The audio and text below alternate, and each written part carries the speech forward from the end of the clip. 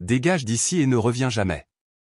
Cela fait 15 ans, mais je n'ai jamais oublié ces mots de mon père. Il me les a adressés le jour où je lui ai annoncé que j'avais obtenu une bourse. Je pensais qu'il serait fier de moi si j'obtenais une bourse, mais il ne l'était pas. Mes parents voulaient que j'étudie la médecine, tout comme ma sœur, Emma. J'étais en désaccord. Je suis allé à l'encontre de leurs souhaits, et c'est à ce moment-là qu'ils m'ont dit de partir.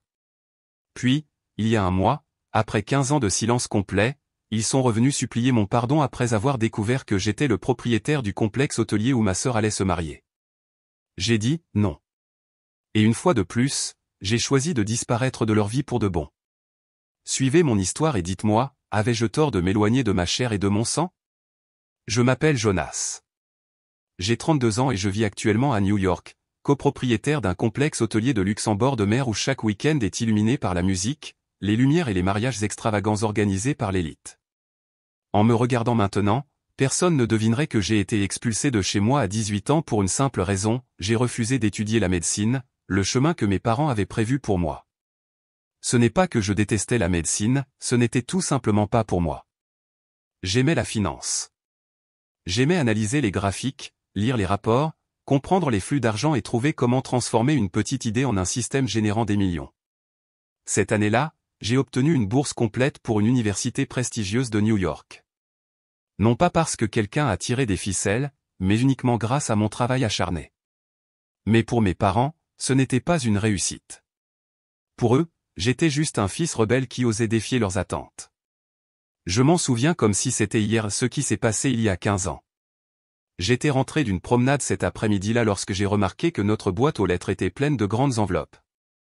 En les triant, j'ai repéré un logo familier, université et l'une des écoles les plus prestigieuses de New York. J'avais postulé à leur programme de finance. Je me suis figé un instant. Puis, en déchirant l'enveloppe, mon cœur a bondi hors de ma poitrine. Bourse complète, ai-je murmuré, mes yeux scannant l'impression en caractères gras, spécialisation en finance, Gabelli School of Business. J'ai sauté dans la cour, riant comme un fou. Mon esprit tourbillonnait d'images, cours d'élite, séminaires de finance, chiffres dansant sur les feuilles de calcul Excel, et surtout, la pensée de mes parents hochant la tête avec fierté, comme ils le faisaient pour ma sœur, Emma, avec admiration dans les yeux lorsqu'elle est entrée en faculté de médecine. Tout cet après-midi-là, je n'arrivais pas à me concentrer sur quoi que ce soit. J'attendais le dîner, je leur dirais, et pour la première fois, je serais enfin considéré comme quelque chose dont on pouvait être fier, pas seulement l'ombre qui traînait derrière le succès de ma sœur. Ce dîner était simple, juste de la viande grillée et de la salade, mais il ressemblait à la plus grande célébration de ma vie. J'ai attendu que tout le monde commence le dessert.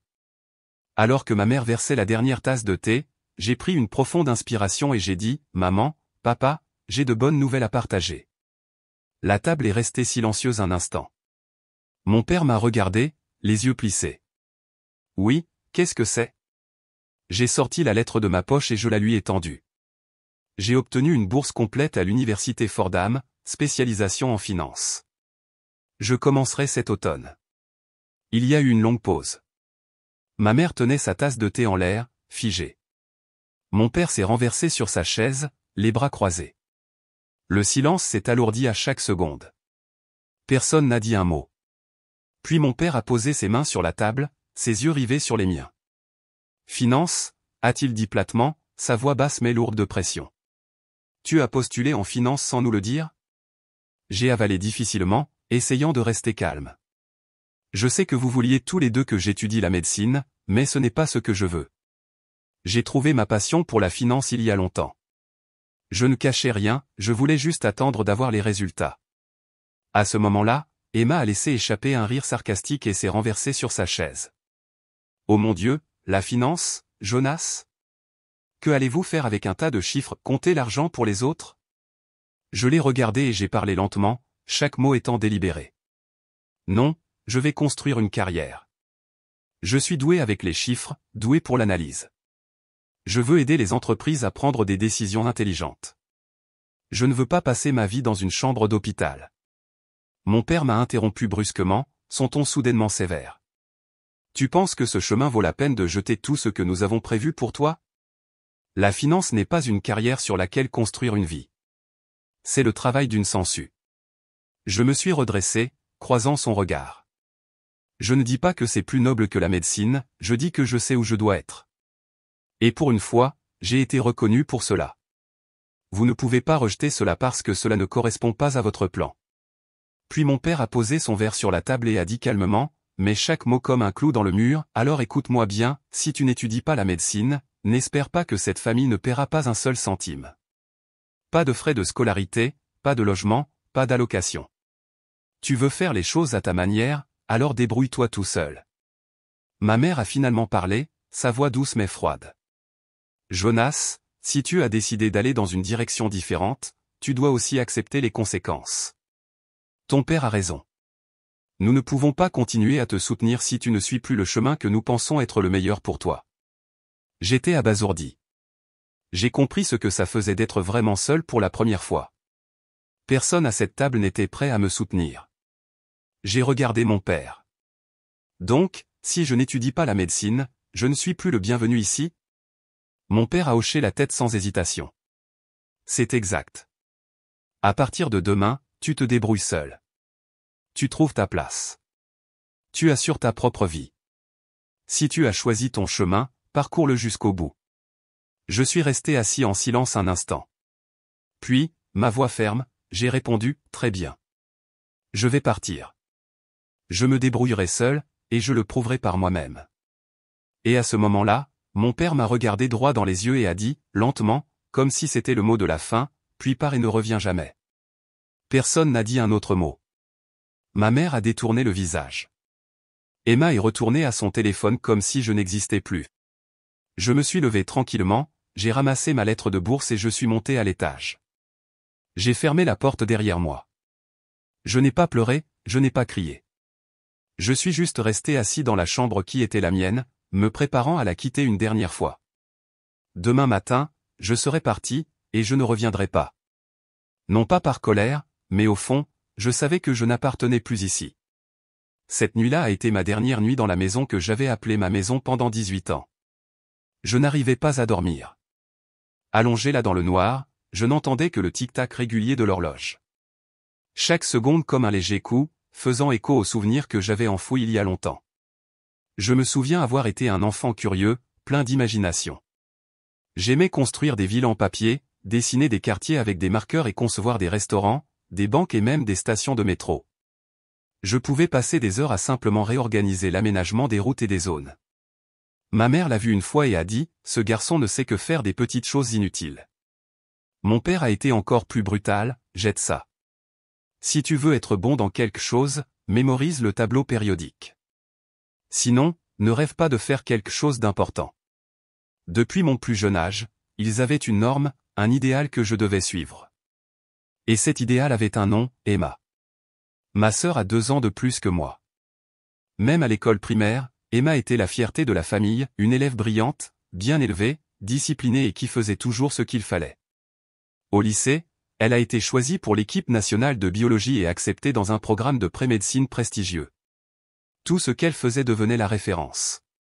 Pourquoi ne peux-tu pas être plus comme ta sœur? Emma est responsable. Tu perds ton temps sur des bêtises. En 9e année, j'ai été sélectionné pour un programme pilote scolaire axé sur les investissements à petite échelle. J'ai passé tout mon été à lire des livres de finance et à apprendre sur les marchés. Lorsque je suis rentré à la maison, excité de le dire à ma mère, tout ce qu'elle a dit a été, tu ferais mieux de te préparer pour le SAT. Ne perds pas d'énergie sur quelque chose qui n'a pas d'avenir. Une autre fois, j'ai évoqué mon intérêt pour la gestion d'entreprise ou la finance. Mon père n'a même pas fait de pause avant de répondre, gagner de l'argent, c'est le travail des autres, pas le tien. Tu es né pour faire quelque chose d'utile, pas compter l'argent pour les riches. Emma n'a jamais eu besoin d'essayer d'être aimée. Quant à moi, plus je voulais prouver que j'avais de la valeur, plus j'étais mis de côté. Chaque fois que je faisais quelque chose en dehors du plan qu'ils avaient en tête, ce n'était pas considéré comme de l'ambition, c'était considéré comme une déviation, quelque chose qui devait être corrigé. Le lendemain, je me suis levé tôt. Le soleil n'avait même pas encore percé les rideaux, mais j'étais réveillé depuis des heures. J'ai fait mes bagages tranquillement, un sac à dos usé, quelques vêtements, un carnet, une paire de chaussures de course et la lettre de bourse que j'avais lue au moins une 12aine de fois pendant la nuit. Je suis sorti de la maison à 7 heures. Ma mère était dans la cuisine en train de faire la vaisselle. Mon père était assis sur le canapé en train de lire le journal, comme n'importe quel autre jour. Emma n'était nulle part, probablement encore endormie. Personne ne m'a regardé. Personne n'a dit un mot. Aucune voix ne m'a appelé. Aucune main ne s'est tendue pour m'arrêter. Et comme ça, j'ai laissé ma famille derrière moi avec exactement $2000 à mon nom, l'argent que j'avais économisé grâce à des petits boulots et à des cadeaux d'anniversaire que je n'avais jamais dépensés. J'ai commencé ma nouvelle vie en travaillant comme caissier dans un petit restaurant près de Midtown. Je n'avais pas encore commencé mes études, alors j'ai travaillé à plein temps, payé chaque semaine, et j'ai vécu dans un petit dortoir pour le personnel derrière le restaurant. C'était exigu, mais propre, et c'était assez pour me nourrir et me tenir hors de la rue. J'y ai travaillé pendant près de 2 mois, du matin tôt au soir tard. Personne ne savait que j'avais été expulsé de chez moi. Personne ne m'a demandé pourquoi je portais toujours mon sac à dos partout. Je n'ai fait que baisser la tête, travailler tranquillement et commencer à apprendre le langage de l'âge adulte, comment communiquer, endurer et survivre. Lorsque mon premier semestre à Fordham a commencé, j'ai demandé à emménager dans les dortoirs du campus. C'était une petite chambre avec 2 colocataires, un lit superposé et un bureau usé. Mais pour moi, c'était le début de la liberté. J'ai étudié et travaillé simultanément comme assistant d'enseignement, bibliothécaire et aide de cuisine à temps partiel à la cafétéria. Pas de week-end, pas de vacances de printemps, mais je ne me suis jamais plaint parce que je savais que plus personne n'était derrière moi. 4 années de collège se sont écoulées tranquillement. Je n'ai jamais manqué un cours, jamais manqué une échéance, je n'ai jamais gaspillé $1. J'ai appris à gérer chaque centime, chaque heure de la journée, comme un soldat qui pose des briques une par une pour construire sa forteresse. Il y a eu des nuits où je me suis assis seul sur le campus, regardant les lumières qui brillaient des fenêtres des dortoirs et je me suis demandé, mes parents pensent-ils à moi? Ont-ils envisagé de m'appeler ne serait-ce qu'une seule fois? Mais il n'y avait pas de message, pas d'appel, pas de « comment vas-tu ?» Pas même un courriel d'anniversaire. Et lentement, j'en suis venu à réaliser que peut-être, pour eux, j'étais déjà parti. J'ai obtenu mon diplôme avec mention après 4 années acharnées d'études et de travail sans relâche. Mon nom figurait sur la liste du doyen, et mon conseiller pédagogique m'a même nommé pour un programme d'études supérieures prestigieux en Europe. J'aurais dû être fier. Et je l'étais, ne serait-ce qu'un instant, juste après être sorti de la salle où les résultats ont été annoncés. Le même soir, j'ai envoyé un SMS à ma mère, un message simple, j'ai obtenu mon diplôme. La cérémonie a lieu ce samedi. Je serais heureux si vous, papa et Emma pouviez venir. J'ai regardé l'écran, et les mots, lus, sont apparus sous mon message. J'ai attendu 10 minutes, 1 heure, toute la soirée, mais rien n'est revenu. Pas de réponse, pas de félicitations, pas de « nous serons là ». Juste le silence. Pourtant, j'ai essayé de me calmer. Peut-être que maman était occupée. Peut-être que papa ne l'avait pas encore vu. Peut-être, juste peut-être, il me surprendrait en se présentant ce jour-là. Je voulais y croire, même si ce n'était que 1%. Le jour de la remise des diplômes, j'ai enfilé ma toque et ma robe, j'ai redressé mon col et je suis entré dans l'auditorium au son de la musique cérémoniale. Les sièges pour les familles étaient pleins. Des rangées et des rangées de parents fiers, de frères et sœurs et de proches. J'ai scanné la foule, côté gauche, centre, droite. Aucun visage familier. Je me suis dit qu'ils étaient peut-être simplement en retard. Alors j'ai continué à jeter un coup d'œil toutes les quelques minutes, ressentant une petite douleur dans la poitrine à chaque fois. 1 heure s'est écoulée, puis ils ont appelé mon nom. Je me suis avancé sur la scène et j'ai reçu mon diplôme du doyen. La salle a éclaté en applaudissements. Mes camarades de classe ont applaudi. Leurs familles se sont levées et ont levé leurs appareils photo, souriant de joie. J'ai simplement souri faiblement, puis je suis descendu. C'est à ce moment-là que j'ai vraiment su qu'ils ne venaient pas. Et qu'ils n'avaient jamais eu l'intention de venir. À ce moment-là, entouré de musique, d'applaudissements et de centaines de visages rayonnants, quelque chose en moi s'est éteint tranquillement. J'avais essayé. J'avais ouvert mon cœur. J'avais espéré, envoyé un message, réservé une place, et en retour, tout ce que j'ai obtenu a été une absence froide. Ce jour-là, alors que je sortais de l'auditorium, j'ai pris une décision silencieuse dans mon esprit, ils n'ont pas besoin de moi, et à partir de maintenant, je ne continuerai pas non plus à les chercher. Ayant obtenu mon diplôme avec mention et un excellent dossier scolaire, il ne m'a pas fallu longtemps pour décrocher mon premier emploi. Quelques semaines seulement après la cérémonie de remise des diplômes, j'ai reçu une offre d'emploi comme conseiller financier dans l'une des meilleures entreprises de Manhattan. Salaire de départ, 150 000 $ par an. J'ai lu ce chiffre plusieurs fois pour m'assurer que je ne voyais pas de choses. J'ai commencé dès que le contrat a été signé. Au début, je n'avais pratiquement pas le temps de respirer. J'étais au bureau à 7 heures et je partais rarement avant 20 heures. Mais je ne me suis jamais plaint. Je savais que chaque dollar que je gagnais était le fruit d'années de sacrifice. Et je ne me suis pas arrêté là. Après le travail, j'ai accepté des contrats de conseil financier indépendant pour des startups et des entreprises de taille moyenne nuit et week-end. Certains camarades de classe ont dit que j'étais fou et que je m'épuisais trop tôt. J'ai simplement souri. Pour moi, ce n'était pas de l'épuisement professionnel, c'était la création d'un effet de levier pour l'avenir. En 3 ans, j'avais épargné plus d'1 million de dollars en espèces, sans compter les primes et les revenus du conseil. J'ai commencé à approfondir mes investissements, immobiliers, actions, capital investissement et capital risque. J'ai lu tout ce que je pouvais, j'ai assisté à des séminaires et je n'ai jamais hésité à poser des questions à ceux qui me précédaient. J'ai aussi fait des erreurs. Une fois, j'ai perdu des dizaines de milliers de dollars en une semaine, mais je n'ai pas abandonné. J'ai tiré des leçons de ces échecs, et lorsque j'ai eu 30 ans, j'ai regardé mon rapport financier, un portefeuille diversifié, des propriétés dans 3 États différents, des parts dans 4 startups, un compte d'épargne solide, une valeur nette de plus de 10 millions de dollars. Il y a 2 ans, un vendredi soir après le travail, j'ai reçu un appel de 2 de mes amis les plus proches, Nat et Claire. Nous nous connaissions depuis l'université et nous nous sommes liés par notre amour de l'investissement, des voyages et de la nourriture. Nous avons une idée folle, a dit Nat, l'excitation dans la voix. Jonas, qu'en penserais-tu de créer un complexe hôtelier de luxe en bord de mer qui organise également des événements de mariage haut de gamme? Au début, j'ai pensé qu'il plaisantait, mais plus j'écoutais, plus je réalisais qui. LS ne rêvait pas sans réfléchir.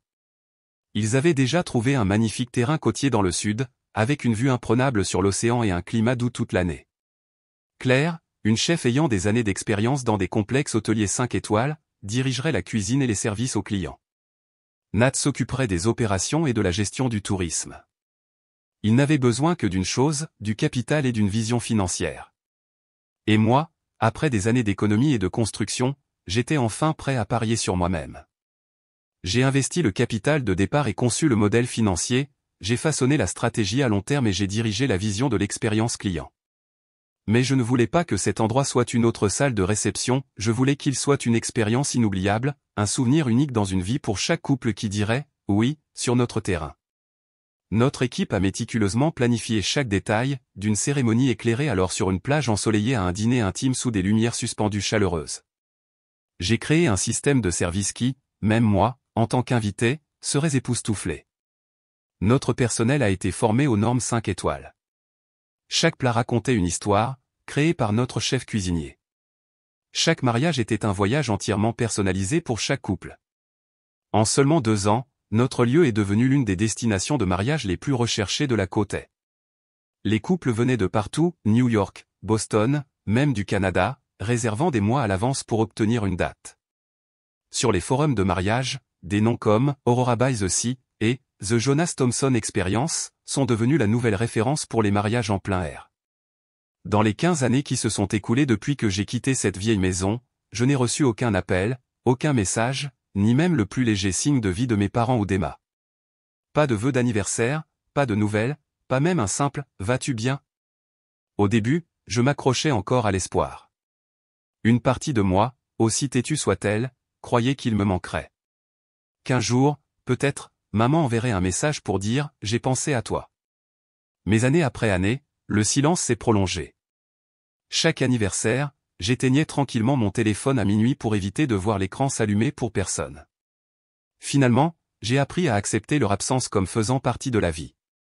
J'ai cessé de compter les jours depuis la dernière fois que j'ai entendu la voix de mon père. J'ai cessé d'attendre Thanksgiving pour recevoir un texto qui ne viendrait jamais. J'ai vécu en paix, sans amertume. Il n'y a eu aucune tentative de renouer le contact. Non pas parce que je les détestais, mais parce que je n'avais plus besoin d'une présence forcée pour combler un vide. J'ai construit ma vie comme quelqu'un qui a quitté le feu mais n'a jamais regardé les flammes en arrière. Et dans les conversations avec des amis ou des partenaires commerciaux, lorsqu'une personne mentionnait la famille, je souriais et disais, nous ne sommes plus en contact, puis je changeais doucement de sujet. Poli, calme, juste assez pour qu'il ne demande pas plus. 15 ans, assez de temps pour qu'une blessure devienne une cicatrice. Je croyais vraiment que ce qui existait entre moi et ma famille était terminé, scellé pour de bon. Mais le destin, jamais amateur de fins silencieuses, a décidé de jouer à nouveau sa carte. Il y a environ un mois, j'ai reçu un appel de la responsable des événements de notre complexe hôtelier. « Jonas, nous avons un grand mariage le week-end prochain », a-t-elle dit avec enthousiasme. La famille de la mariée vient de réserver le forfait platine jardin en bord de mer complet, accès privé, le tout. On dirait qu'ils ont de l'argent. Cérémonie à 15 h, réception dîner par la suite. J'ai consulté le calendrier du système.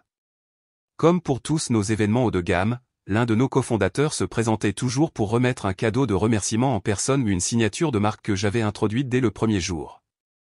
Ce jour-là, c'était mon tour. Je n'y ai pas prêté beaucoup d'attention. Les mariages haut de gamme étaient juste une norme de week-end. J'ai enfilé un costume simple, épinglé notre badge de restaurant à ma veste et je me suis dirigé vers la zone d'accueil, comme je l'avais fait des dizaines de fois auparavant. Je suis arrivé juste avant 15 h. L'équipe préparait la table des cadeaux, la lumière du soleil se répandant sur le linge blanc impeccable. Et puis je les ai vus, 3 personnes sortant d'un VUS de location privée, mon père, ma mère et Emma. Elle rayonnait dans une robe de mariée blanche immaculée, tenant un bouquet, bras dessus bras dessous avec un grand marié, souriant comme si sa vie était un film. Mon cœur s'est arrêté non pas d'émotion, mais du poids surréaliste du moment. Me voilà, face à face avec les gens qui m'avaient mis dehors, organisant maintenant un mariage pour leur fille dans mon complexe hôtelier. Ils ne m'ont pas reconnu au début, pas avant qu'Emma ne me jette un coup d'œil, se fige et se plisse les yeux. Ma mère a plissé les yeux de loin, fronçant légèrement les sourcils. Debout derrière eux, mon père a fait ce regard perplexe que les gens font lorsqu'ils voient quelqu'un dont ils devraient se souvenir. Puis ils se sont approchés de moi non pas pour me serrer dans leurs bras, non pas pour dire « ça fait longtemps ». Ils n'avaient qu'un seul message, livré sèchement, sans hésitation, par Emma elle-même, « Je ne savais pas que tu travaillais ici, mais tu ferais mieux de rester hors de vue. C'est mon jour, et je ne veux rien qui le gâche. » J'ai regardé les 3 papa, maman et Emma comme si je relisais un chapitre que je croyais avoir déjà brûlé. « Ça fait longtemps », ai-je dit, calme mais clair. Je ne m'attendais pas à ce que les retrouvailles aient lieu ici de tous les endroits. Emma a croisé les bras, son regard perçant de venin. « Que fais-tu ici? Tu travailles à la porte? Si tu cherches un emploi, ce n'est pas le moment. Aujourd'hui, c'est moi, pas ton petit retour triste. » J'ai retenu un soupir. Je ne suis pas là pour demander quoi que ce soit. Je fais juste mon travail. Et j'ai rencontré des gens qui ont un jour choisi d'oublier que j'existe. Ma mère a fait un pas en avant, la voix sèche. Si tu quittes cette famille, ne reviens pas la déranger. Tu n'es plus des nôtres, Jonas. J'ai hoché la tête. Aucun argument. Je sais, et je n'ai jamais oublié ça. J'allais m'écarter et les laisser passer, mais Emma n'avait pas fini. Elle s'est approchée, tenant sa bouteille d'eau à moitié vide, et s'est arrêtée juste devant moi. « Tu sais quoi ?» a-t-elle dit, les yeux rivés sur les miens, « cette tête suffisante me rend malade. » Et d'un seul mouvement, elle a jeté toute la bouteille d'eau directement sur mon visage. L'eau froide m'a éclaboussé les yeux, les cheveux et le col de la chemise. Je n'ai pas sursauté. J'ai fermé les yeux brièvement et j'ai laissé l'eau couler sur ma joue. Chaque goutte a frappé les carreaux de pierre haut de gamme sous moi, ceux que j'avais choisis lorsque nous avons construit cet endroit. « J'espère que ça va te réveiller », a-t-elle ricané, satisfaite, comme si elle venait de remporter une victoire. Mon père est resté immobile, n'a rien dit. Ma mère a tourné la tête, faisant semblant que la scène était en quelque sorte acceptable. J'ai sorti un mouchoir de ma poche et je me suis essuyé le visage calmement. Emma est restée là, furieuse, comme si ce qu'elle avait fait était entièrement justifié. Puis, sans même faire une pause, elle a ajouté, « J'espère que c'est la dernière fois que tu montres ton visage autour de cette famille. » À ce moment-là, l'un de nos agents de sécurité de l'hôtel s'est approché. Il s'appelait Miguel. Il était avec nous depuis près de 3 ans, l'un des plus fiables de notre équipe. Il s'est arrêté à quelques mètres, m'a fait un signe de tête respectueux et a demandé, juste assez fort pour qu'ils l'entendent tous, « Tout va bien, monsieur Jonas. » Cette question courte, douce est tombée dans le moment comme une pierre dans une eau calme. Tous les trois se sont figés. Les sourcils de mon père se sont froncés. Emma a regardé Miguel, puis moi, les yeux soudainement prudents, et ma mère? Elle avait l'air confuse, ne sachant pas comment cacher sa réaction. Je me suis tourné vers Miguel et j'ai légèrement hoché la tête. Tout va bien, merci. Puis j'ai regardé la famille à laquelle j'appartenais autrefois, j'ai ajusté le revers de mon costume maintenant humide et je n'ai plus rien dit. La réception s'est déroulée comme les centaines de mariages que nous avions organisés auparavant. Des lumières dorées douces recouvraient des tables parfaitement dressées. Une musique douce flottait dans l'air, et le tintement joyeux des verres résonnait dans la pièce. Je me tenais dans les coulisses, observant à travers le panneau de verre dépoli. Sur scène, Emma et son mari levaient leurs verres avec les invités, riaient, posaient pour des photos, rayonnant comme si rien ne s'était passé quelques heures auparavant à la porte d'entrée. Mais je n'étais pas en colère, je n'étais pas amer. J'attendais le bon moment. Et puis il est arrivé. La gérante de l'hôtel, Lisa, est montée sur scène avec un micro. Elle était avec moi depuis le premier jour, m'aidant à construire cet endroit à partir de rien, une femme de précision, de force et d'un timing impeccable. Mesdames et messieurs, a-t-elle commencé, la voix calme, le sourire composé, avant la célébration du dîner, nous avons un cadeau spécial pour les mariés d'aujourd'hui. Et celui-ci sera présenté par le propriétaire de cet hôtel lui-même. La salle a fait une pause. Les gens ont commencé à regarder autour d'eux, curieux. Puis la porte latérale près de la scène s'est ouverte. Je suis sorti lentement et régulièrement, dans un costume noir élégant, la posture calme et recueillie. Sous les projecteurs doux, je pouvais voir chaque paire d'yeux se tourner vers moi, certains grands de surprise, d'autres figés dans la confusion, et quelques-uns dans une pure incrédulité. La bouche d'Emma s'est ouverte. Elle m'a regardé comme si j'étais sorti de la tombe. Le sourcil de mon père s'est tendu, son visage passant de la surprise à quelque chose qui ressemblait à la rage, comme s'il essayait de se convaincre que ce qu'il voyait n'était pas réel. Ma mère a saisi la coudoir de sa chaise. Son visage s'est vidé de toute couleur. Je me suis arrêté au centre de la scène, j'ai pris le micro à Lisa et j'ai offert un sourire poli et composé. Je m'appelle Jonas Thompson, copropriétaire d'Aurora by the Sea. Merci à tous d'avoir choisi notre hôtel pour célébrer ce jour spécial. Au nom de toute l'équipe, nous souhaitons aux mariés une vie pleine et joyeuse ensemble. La salle est tombée dans un silence. Plus de tintements de verre, plus de murmures, juste un silence qui s'est étiré comme une respiration retenue. Les invités ont commencé à chuchoter, « Attendez, il est le propriétaire? N'est-ce pas le type qui s'est fait jeter de l'eau dessus dehors plus tôt ?» J'ai regardé vers le premier rang où les 3 personnes qui m'avaient autrefois rejeté étaient assises. Aucun d'eux n'a dit un mot. Pas un seul. Juste après avoir présenté mes vœux, un serveur en tenue de soirée est monté sur scène portant une petite boîte à collier de perles. À l'intérieur se trouvait une bague en diamant finement travaillée, un cadeau de $5000 réservé exclusivement au couple qui avait réservé notre forfait platine. La lumière a attrapé le joyau juste comme il faut, et toute la salle a semblé faire une brève pause. Je me suis tourné vers les mariés, prêt à présenter le cadeau comme toujours. Mais alors une voix a coupé l'air, aiguë et impérieuse, comme une lame, « Arrêtez !» Les têtes se sont retournées. Claire, mon amie proche et l'une des cofondatrices de l'hôtel, montait sur scène, les yeux inébranlables, les pas fermes. D'une main, elle tenait une tablette, de l'autre, elle leva la paume pour interrompre la présentation. Elle s'est tournée vers Emma et a parlé fort et clair, « Ce cadeau est annulé. Nous ne présentons pas de cadeau aux invités qui insultent, humilient ou se comportent de manière abusive envers un membre de notre équipe ou nos partenaires. » Des murmures ont parcouru la foule. D'une tape, Claire a soulevé la tablette et l'a synchronisée avec l'écran géant derrière la scène. Et pour clarifier pourquoi nous avons pris cette décision, a-t-elle dit fermement, nous aimerions montrer un extrait de la caméra de sécurité à la porte d'entrée, prise à 15 h aujourd'hui. L'écran s'est allumé, puis les images ont été diffusées, pas de montage, pas de coupure, Emma faisant un pas en avant, tenant une bouteille d'eau, la jetant directement sur mon visage, de l'eau éclaboussant partout, ses paroles froides et venimeuses, j'espère que ça va te réveiller, mon visage trempé mais composé. Je n'ai pas riposté, puis Miguel, notre chef de la sécurité, s'est approché et m'a adressé la parole en tant que Monsieur Jonas. En moins de 30 secondes, tous les masques de la salle sont tombés. Un soupir collectif a résonné dans le hall. Les invités ont commencé à chuchoter entre eux. Un homme plus âgé assis près de l'avant a murmuré à haute voix, « Mon Dieu, Elle a fait ça au propriétaire de cet endroit. Emma s'est figée, pâle comme sa robe.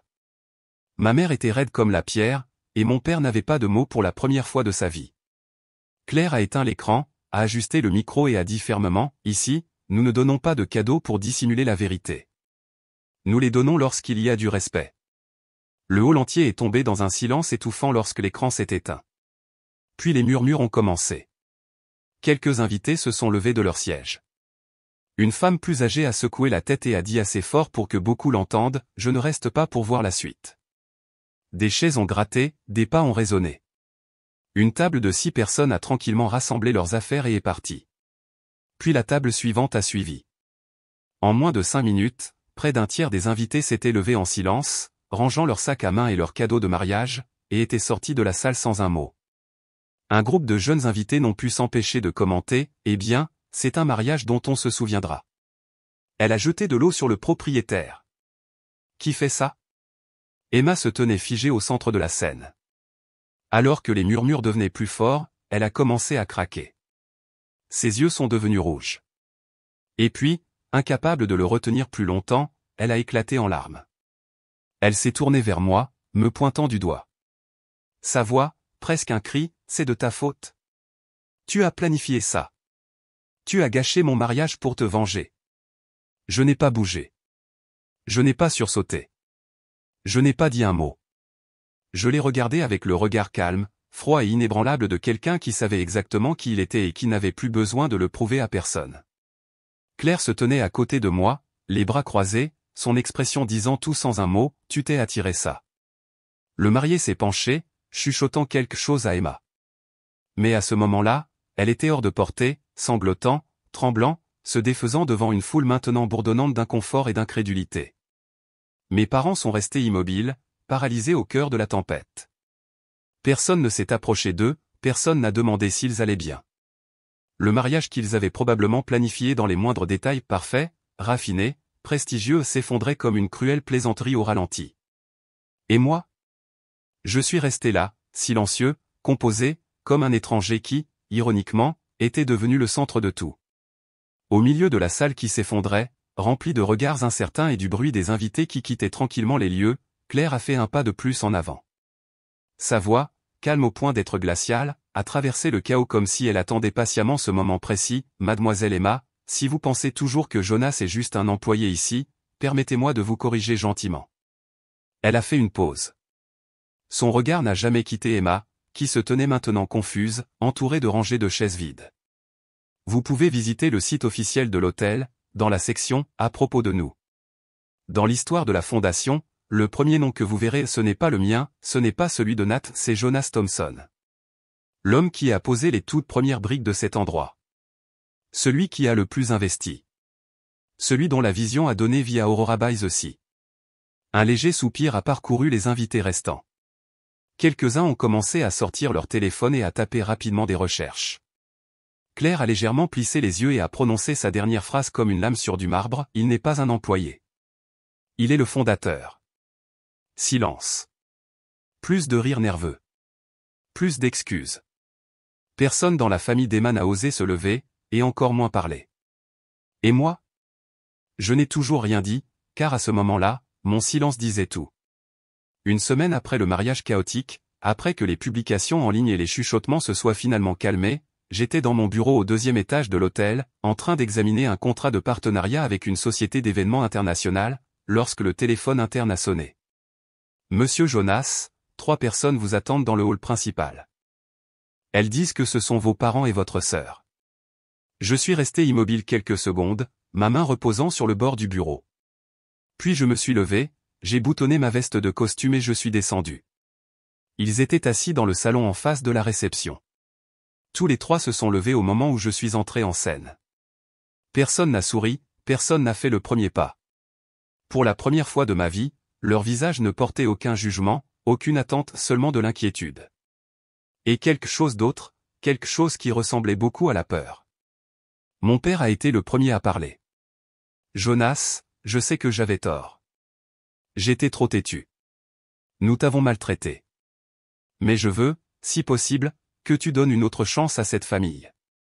Ma mère est intervenue, la voix douce, prudente. Je ne te demande pas d'oublier tout. J'espère juste que tu nous permettras de recommencer, de reconstruire ce que nous avons perdu. Emma se tenait la tête baissée, la voix tremblante. Je n'ai aucune excuse. Juste, je suis désolé. Vraiment désolé. J'ai regardé les trois pendant un long moment. Puis j'ai parlé, calme, régulier, sans hésitation, je ne fais plus partie de cette famille. Les mots sont tombés comme la dernière coupure non criée, non dure, juste définitif. Mettant fin à l'illusion que je pourrais un jour revenir être le fils obéissant qu'ils avaient autrefois essayé de façonner.